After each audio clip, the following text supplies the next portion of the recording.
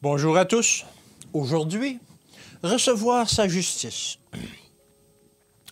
Car c'est par la grâce que vous êtes sauvés par le moyen de la foi. Et cela ne vient pas de vous, c'est le don de Dieu. Éphésiens 2, au verset 8.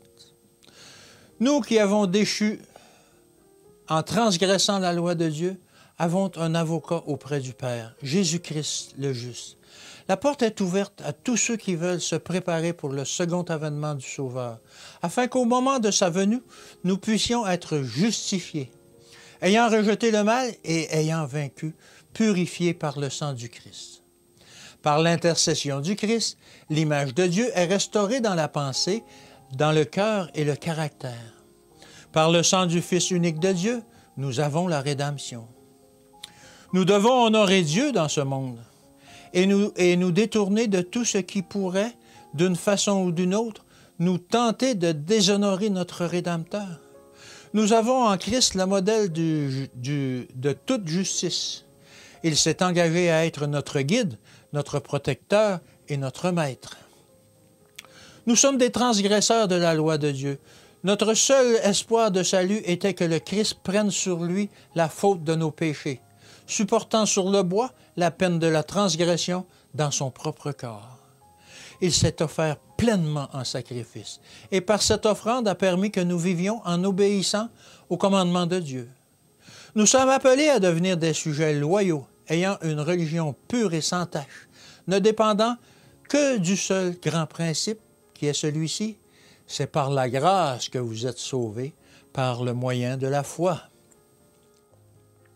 Je supplie chacun de marcher et de travailler dans la crainte de Dieu. Satan est toujours prêt à entraîner les pauvres âmes qui sont égarées par l'idée bien arrêtée qu'elles agiront selon leur bon plaisir. Nous devons nous tenir là où nous reflétons la lumière. La grâce de Dieu est grande, et ceux qui se rapprochent de plus en plus du Christ ne seront pas vaincus. Nous avons tout à gagner en nous rapprochant de Dieu et en nous humiliant devant lui. Ce faisant, souvenons-nous que nous sommes héritiers de Dieu et co-héritiers du Christ, que nous sommes participants de la nature divine.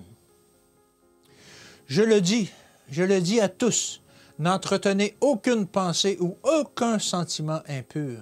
La puissance de la grâce du Christ est merveilleuse. Quand l'ennemi déferle comme les flots, l'Esprit du Seigneur dresse pour le croyant confiant un étendard contre lui. Priez, frères et sœurs, priez pour vous-même. L'amour et la grâce du Christ dépassent de beaucoup notre imagination limitée. Plaidez afin que vos vies soient purifiées de toute souillure. Revêtez-vous du Christ dans votre conduite et manifestez un intérêt sans égoïsme de la bonté pour toutes les âmes. Nous devons comprendre le thème de l'amour rédempteur et persévérer dans la connaissance du Seigneur afin qu'en toute simplicité, nous puissions révéler son caractère. Que Dieu vous garde aujourd'hui, qu'il vous bénisse et à demain.